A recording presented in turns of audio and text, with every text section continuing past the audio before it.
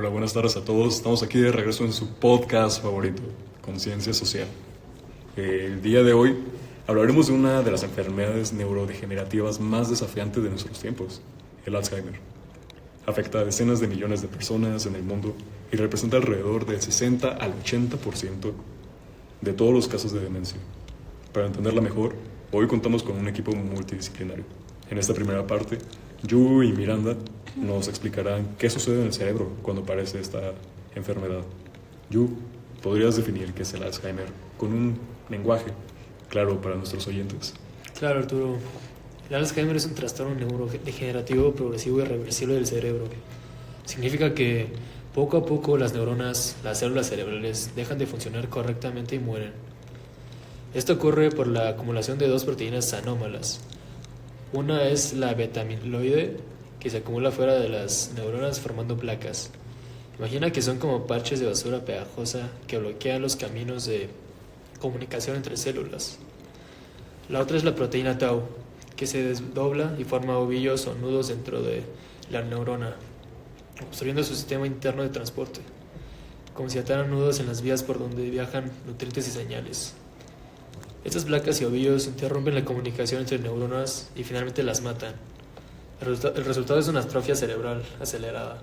El cerebro encoge porque pierde células.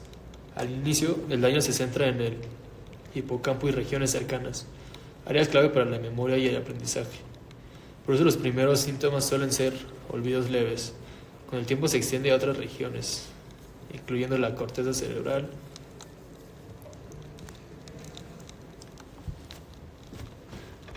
En resumen, el Alzheimer destruye redes de conexión en el cerebro y poco a poco arruina las capacidades cognitivas básicas. Para añadir al contexto, este proceso es muy lento. Puede comenzar hasta 15 o 20 años antes de que aparezcan los primeros síntomas claros. A eso lo llamamos fase preclínica. Durante años, el cerebro acumula daño silencioso. Las proteínas beta-amiloide comienzan a agregarse y la tau empieza a desestabilizarse. Pero la persona todavía puede funcionar casi normalmente. De hecho, gracias a nuevas técnicas podemos detectar estas señales tempranas. Por ejemplo, hoy en día se utilizan marcadores biológicos. Con una simple muestra de sangre o con un escáner PET podemos visualizar placas de amiloide en el cerebro antes de que haya síntomas. El problema es que cuando las personas notan sus primeros olvidos, ya ha ocurrido una pérdida importante de neuronas. Es como si reparáramos una fuga en el barco cuando ya está entrando mucha agua. Por eso el Alzheimer es un enemigo sigiloso y el diagnóstico precoz es muy difícil. Mientras tanto, las neuronas siguen muriendo sin que casi nos demos cuenta. Wow, eso es sorprendente. Pero bueno, Eric, sé que tú has estudiado factores de riesgo. ¿Qué hace que algunas personas sean más vulnerables al Alzheimer que otras? Che, muy bonita pregunta la que haces, pibe. Mira, en general hay dos grandes grupos de factores de riesgo. El primero, los no modificables, por ejemplo, la edad avanzada es el principal, ¿entendés? Tras 65 años de riesgo, el Alzheimer se duplica cada 5 años. Por ejemplo, vos tenés 65, el riesgo pequeño, pero a los 70 es el doble, a los 75 el cuádruple, y así va sumando, ¿entendiste? Otro factor genético es la clave del gen ApoE4. Si heredás una copia de este gen de tu madre, de tu padre, tu riesgo aumenta. Y si heredás 2 copias, o sea, de cada progenitor, el riesgo se vuelve aún más alto. Es importante entender esto porque aumenta la predisposición, pero no determina al 100% que te vayas a enfermar, ¿entendiste? Por otro lado, hay muchos factores modificables que influyen en el riesgo. En general, lo que daña al corazón, lo que daña al cerebro, la hipertensión arterial, la diabetes, la tipo 2, el colesterol alto, el sobrepeso, predisponen porque reducen el flujo sanguíneo del cerebro y provoca inflamación crónica. Por ejemplo, el tabaquismo, el alcoholismo también aceleran el deterioro neuronal de manera muy grave, ¿entendiste? De hecho, los estudios recientes de la prestigiosa Lancet Commission estiman que alrededor de un 40% de los casos de demencia podrían evitarse y retrasarse con un estilo de vida saludable, o sea, que sea controlado, que no fumes, que no se que todo ese tema, ¿entendiste? Esto quiere decir que hay mucho que podemos hacer para cuidar nuestro cerebro, para no seguir con este tema y que podamos, pues, en cierta forma, como que prevenir este tipo de casos, mi querido Arturo. Exacto. Exacto, mi querido Eric. La inflamación crónica que genera la obesidad y el tabaquismo, por ejemplo, acelera la muerte de neuronas. Por eso en la prevención del Alzheimer ponemos tanto énfasis en la dieta y el ejercicio. La dieta mediterránea, rica en verduras, frutas, aceite de oliva, pescado, han demostrado en estudios recientes que reduce el riesgo de demencia. Incluso en personas con predisposición genética, el ejercicio físico regular emerge como una de las estrategias más prometedoras y efectivas para retrasar el deterioro cognitivo. En otras palabras, mantenerse activo es medicina para el cerebro. Además de dieta y el ejercicio, actividades cognitivas como leer, aprender idiomas, hacer crucigramas y la vida social activa también ayuda a construir reserva cognitiva y retrasan los síntomas. Wow, muy interesante. Ahora, hablemos del diagnóstico. ¿Cómo se puede confirmar clínicamente que alguien tiene Alzheimer? ¿Hay algún tipo de examen, algo que se pueda anotar? ¿Qué nos puedes hablar de eso? Pues mira, no existe un examen así claro para detectar si alguien tiene Alzheimer o no, pero con una analítica, una imagen que confirme el Alzheimer por sí solo. El diagnóstico clínico se basa en guías internacionales, por ejemplo el DSM-5 o los criterios de la NIA, NINCDS, que exigen evidencia de declive cognitivo en al menos 2 dominios, por ejemplo la memoria y el lenguaje, y que este deterioro sea progresivo en el tiempo. También descartar otras causas posibles como un ictus, una depresión profunda, tumores cerebrales o deficiencia de vitaminas, antes de concluir que se trata de Alzheimer. En la práctica, el médico comienza con entrevistas y pruebas sencillas. Se usa un test de cribado cognitivo como el MOCA o el Mini Mental State Examination, que evalúan rápidamente la memoria, la atención y otras funciones. Si estos sugieren deterioro, se realiza una evaluación neuropsicológica completa, una batería de pruebas más larga que analiza detalle por detalle las habilidades cognitivas del paciente. Por ejemplo, se le puede pedir que recuerde listas de palabras después de varios minutos, o incluso que dibuje un reloj marcando una hora concreta. Incluso que identifique objetos o que resuelva problemas verbales y matemáticos complejos. Con eso se delinea que el perfil de déficit. Se olvida principalmente eventos recientes como cómo conserva el lenguaje, etc. Además, se usan exámenes complementarios, análisis de sangre para descartar causas metabólicas y estudios de neuroimagen, que es como una resonancia magnética cerebral, para ver la atrofia típica en el hipocampo o descartar lesiones estructurales. En algunos centros avanzados se pueden hacer PET cerebrales para detectar placas de amiloide o análisis de líquido cefalorraquídeo para medir proteínas, que justo estas que confirman la presencia de la enfermedad. En conjunto, todos estos datos clínicos permiten al especialista emitir un diagnóstico de Alzheimer probable con alto grado de certeza. He visto... ¡Ay, cabrón! Perdón. He visto muchos casos donde la familia al principio minimiza los síntomas. Un ejemplo real fue cuando conocí a un profesor universitario que después de 20 años dictando clases empezó de pronto a perderse en los pasillos de su propio campus. Sus colegas pensaron al principio que simplemente estaba despistado por la edad, pero cuando el problema empeoró, lo evaluamos. Las pruebas cognitivas mostraron deterioro y la resonancia magnética reveló daño severo en su lóbulo parietal, una zona clave para orientarnos en el espacio. Sabemos que uno de los primeros síntomas del Alzheimer es la desorientación espacial, es decir, las dificultades para ubicarse. Pero en este caso, el profesor ya no reconocía edificios familiares. Tras las pruebas, descartamos otras causas y llegamos al diagnóstico: Alzheimer en etapa inicial. Esto nos subraya lo importante que es que los familiares no normalicen olvidos o despistes inusuales. Cualquier señal sutil, que puede ser perderse, repetir preguntas, cambios de personalidad, deben motivar a consulta al médico antes de que avance más la enfermedad. Ok, entiendo. Ahora, ¿crees que podrías resumirnos las etapas de la enfermedad, Miri? Más o menos como qué ocurre a medida que esto progresa. Claro, el Alzheimer se describe clásicamente en 3 estadios: leve o moderado inicial, moderado y grave. El estadio leve, el paciente empieza con olvidos ocasionales de nombres, citas o dónde dejó los objetos.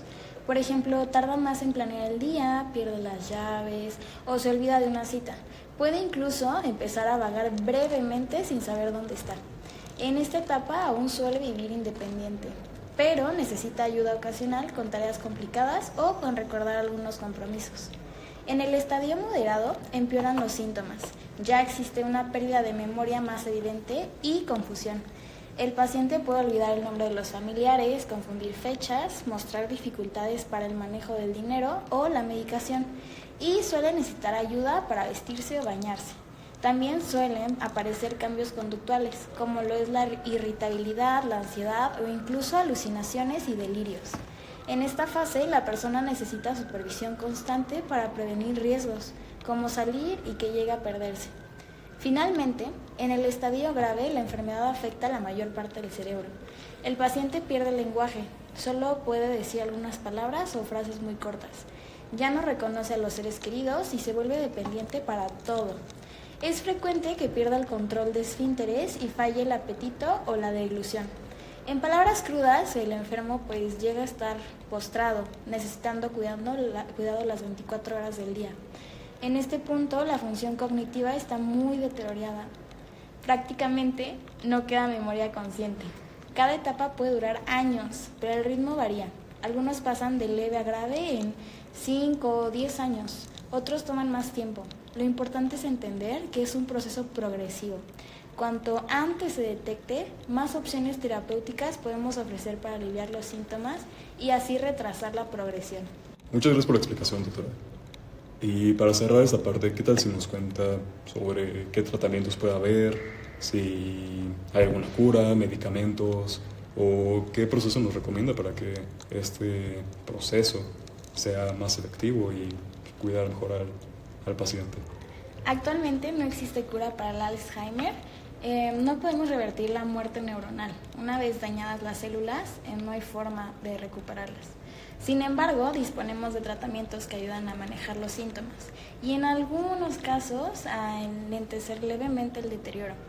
Por un lado están los fármacos sintomáticos, que son los inhibidores de la colinesterasa, como donepezilo, ribastimina y galantamina, que elevan los niveles de acetilcolina en el cerebro y pueden mejorar la memoria y la atención en etapas leves y moderadas. También la memantina, que está aprobada para fases moderadas a severas y actúa sobre los receptores NMDA del glutamato y pueden calmar la sobreexcitación neuronal en esta etapa. Estos medicamentos alivian síntomas de forma temporal, pero no detienen el avance de la enfermedad. En los últimos años hemos visto avances prometedores.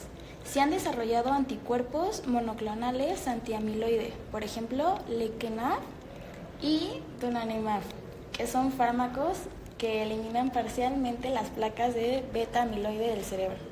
Ensayos clínicos han mostrado que pueden retrasar la progresión cognitiva en algunos estudios.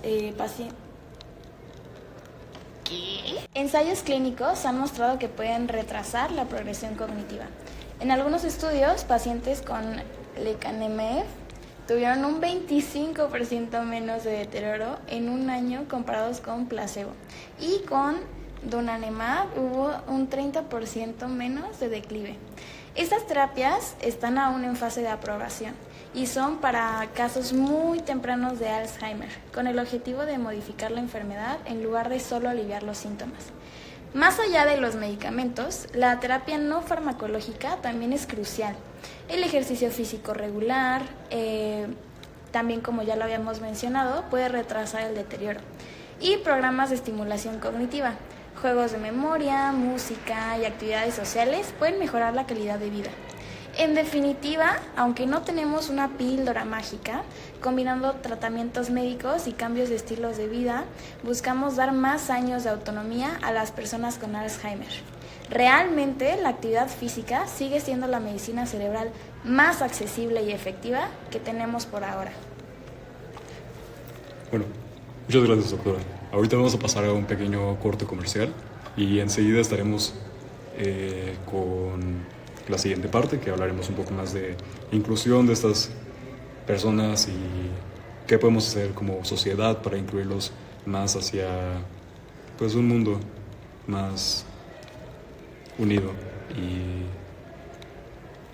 pues hacer que se sientan parte de la sociedad. Exactamente, Arturo. Bueno, pasamos a la parte de inclusión social y escucharemos a Diego, a Gerald y a Eric que nos dirán en cómo construir una sociedad que acoja a las personas con Alzheimer. Gracias, Arturo.